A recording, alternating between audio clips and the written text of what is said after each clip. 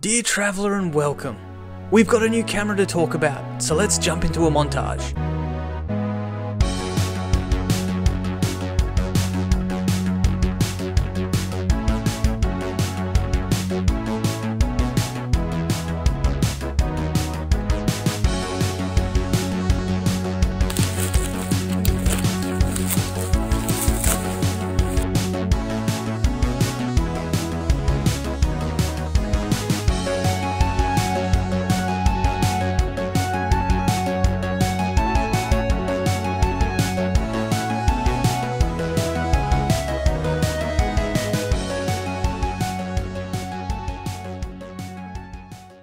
Today we are looking at the Olympus Camedia 5060, announced back in 2003. It is or was a wide zoom 5.1 megapixel with a fast 3-second startup time. This beast weighs in at 420 grams, sporting a magnesium body, dual memory card, accepting XD, CF and micro drive. A 1/1.8 inch CCD sensor comes standard with a 270 degree rotating screen. Hot shoe viewfinder shoots JPEG, RAW and TIFF. Full manual, aperture priority, shutter priority and 5 custom settings to program to your like. It remembers all your previous setups on startup, has a top screen and can shoot up to 3 frames a second. ISO maxes out at 400. The lens is built with 8 lenses and 7 groups with a 4x zoom, taking it from 27mm all the way to 110mm, running from f2.8 to 4.8, and has a max shutter speed of 1/4000th of a second. This camera feels very well built and solid in the hand. All buttons are well laid out and it has an amazing menu system that is simple and well organised. I'm starting to get the thought that Olympus loves to pack their cameras with features. I digress. I'm getting ahead of myself. Let's start at the beginning. Why the Olympus Camedia C5060? That's a good place to start. So a month or so ago, I was scrolling through Instagram and I noticed an account from a guy that was using old digital cameras. We struck up a good conversation on private message and that's when I first heard the term digicam. Definitely check his page out, MechNeck. I hope I'm pronouncing that right.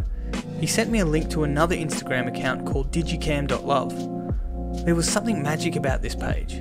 It really spoke to me. These nostalgic old digital vibes that take me back to my childhood. Magenta cast images with heavy chromatic aberrations, digital noise, and a timeless exposure latitude that's as thin as the story in Space Jam. I asked him about the Sigma DP cameras, expecting that he might have had some experience with them. His response was priceless. The Sigma is a bit too new for me. With these words ringing in my head, I felt that familiar feeling of discovering a new rabbit hole to jump into. So, here we go. He went on to say that he liked using the Olympus Camedia 4000 and a 2100 UZ ultra zoom for us simpletons. I knew nothing about this camera, so I started searching for some on the second-hand market to see what's available.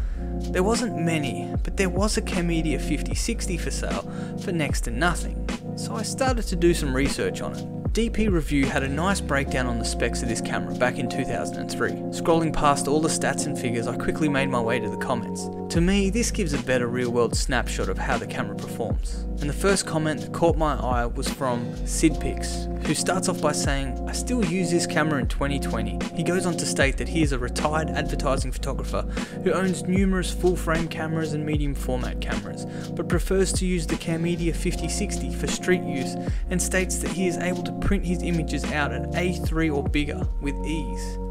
Very interesting. I went back to the advertised camera that I found. The price was next to nothing. I'm talking, this thing was as cheap as a smashed avo on toast. I figured it's worth a try, right? After receiving it in the mail, I couldn't wait to get out and start shooting with it. And I was excited to post a photo of the old girl on Instagram to spark a conversation. To my surprise and appreciation, I received a message from the internationally recognised photographer Michael Penn. He mentioned that a Magnum photographer named Alex Majoli, I hope I'm pronouncing that right, please, also used this camera back in the day. He also sent a link to an interesting article about it. What's a Magnum photographer, you ask? Well, Magnum is a cooperative owned and run by its member photographers who undergo a rigorous process of self-selection in order to become a full member. Photographers meet once a year during the last week in June in New York, Paris or London to discuss Magnum's affairs. So that must be happening around about the time that I guess I'm uploading this. That tells me that the photographers must be very talented. So who is this Alex Majoli? Majoli was born in Ravenna, Italy in 1971. And of course, when you think of Ravenna, Italy, you think of mosaics, as the city is covered in them. Also, it's ranked as one of the richest and most expensive towns in Italy. Ah, boom. So anyway, getting back to Alex. Back in 2003, he spent months travelling from China to the Congo and Iraq, shooting documentary images of daily life. These would earn him photojournalism's most prestigious award in 2004. You think that a trip like that would need a bulletproof Pro DSLR camera, right? Right? Well, in fact, he used the Olympus Camedia 5050 and later went on to use the Camedia 5060. Mind blown. Getting back to the camera, I really have enjoyed using it, and like I said before, it's loaded with features. I love that it has a top screen on it and a rear screen that can be programmed to display lots of different information. Even though it only has one control wheel, it works very well. The tilting rotating screen comes in handy, and you can do the whole Vivian Maya vibe on this camera with ease. In the article about Alex Majoli using one, he mentioned that he sets the white balance manually and also sets the focus manually. This also helps the camera operate faster if you need that. The viewfinder isn't anything amazing, but in bright light it does help due to the old LCD screen on the back. There is a few things I don't like about this camera, which is to be expected. Number 1, lens caps. I strongly dislike lens caps. If you guys have a workaround for this, please let me know. Number 2, this camera is chunky. It will leave a big bulge in your jacket pocket. I personally don't like using camera straps and having a camera swing around my neck, so this camera is sitting in my coat pocket at the moment. Number 3, the RAW and TIFF files are special Olympus files that you need to convert so you can use them in other programs. These items aren't deal breakers at all, but definitely something to consider. Let's look at some shots I got with this camera. All images are JPEGs.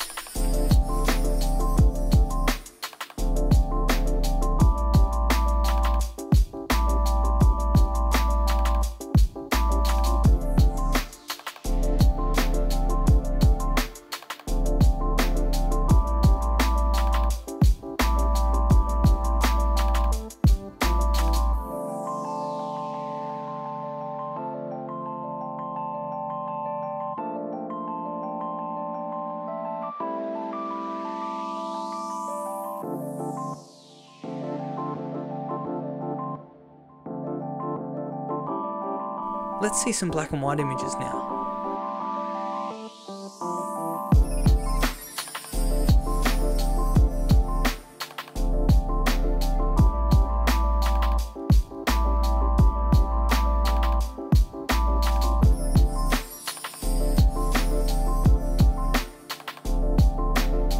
So, what do you think, guys?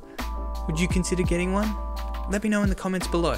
And also guys, I have a bunch more digicams that I'm testing as we speak, so expect to see more videos in the near future. Please consider liking and subscribing, and as always, I'll catch you on the next one.